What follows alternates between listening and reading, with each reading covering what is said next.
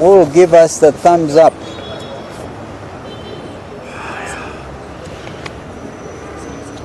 I see all of them are here. That's a full house. Full house. I think we get going, right? Yeah. Thank you. Ladies and gentlemen of the press, good morning. Still is. The very hard morning. I'll read this statement on behalf of all of us in Azimio. Azimio la Umoja One Kenya Coalition Party statement entitled, "We strongly condemn the sponsored violent protests and support the public demands for the resignation of Ruto regime." Good morning and thank you members of the press for joining us today. Azimio la Umoja One Kenya Coalition Party is deeply concerned about the recent increase in violence during the Gen Z inspired protests. In the last 2 weeks, Gen Z has inspired the majority of disenfranchised and disillusioned Kenyans to exercise their constitutional rights to assemble, to demonstrate, to picket, and to petition. They continue to do so in a manner that has captured the attention not just of Kenya, but the region, Africa, and indeed the whole world. In the typical fashion of a tyrant, the Ruto regime attempted to silence their voices by intimidation, arrests, abductions, and hijackings. This did not work, and indeed it shall never work.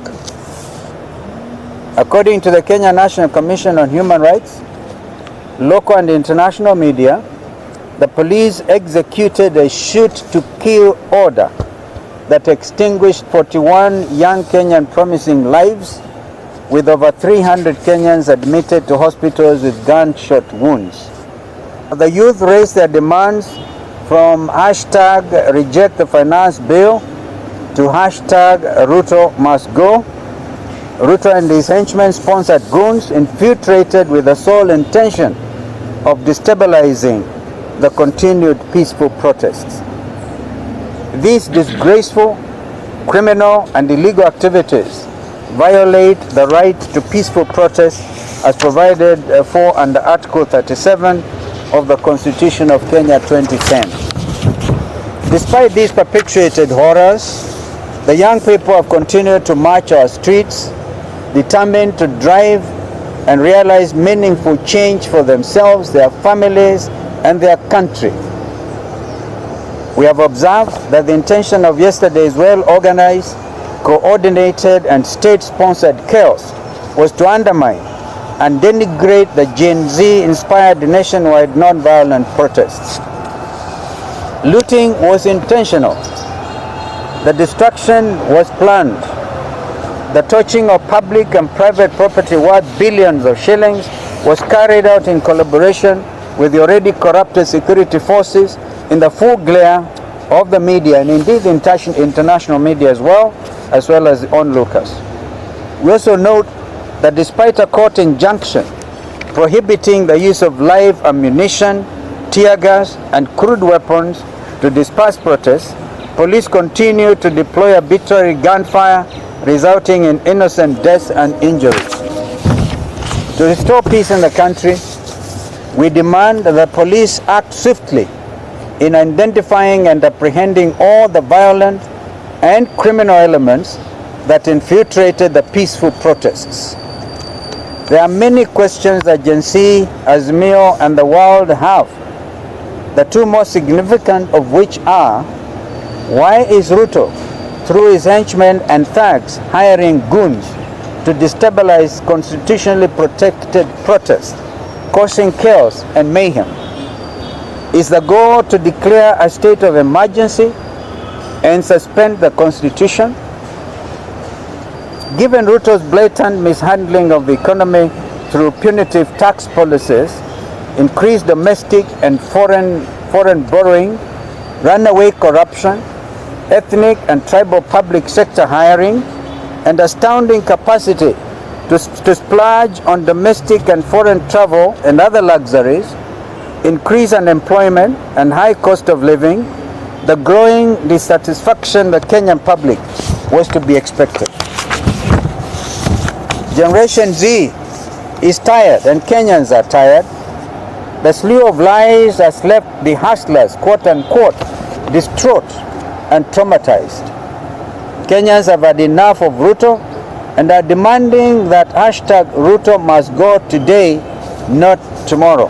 Azimio demands that the Independent Electoral and Boundaries Commission Amendment Bill 2024 be immediately signed into law.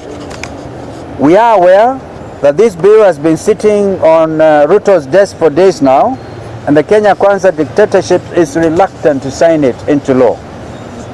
As a coalition, we call out to Ruto and demand that he assent to this essential bill that allows citizens to hold their representatives in the legislature accountable.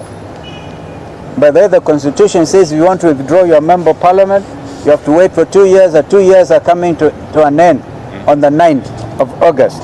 So really, this is timely. We have officially, through our constituent parties mechanisms, put on notice all Azimio legislators who went against the wishes of their people. We are supporting the call for their recall.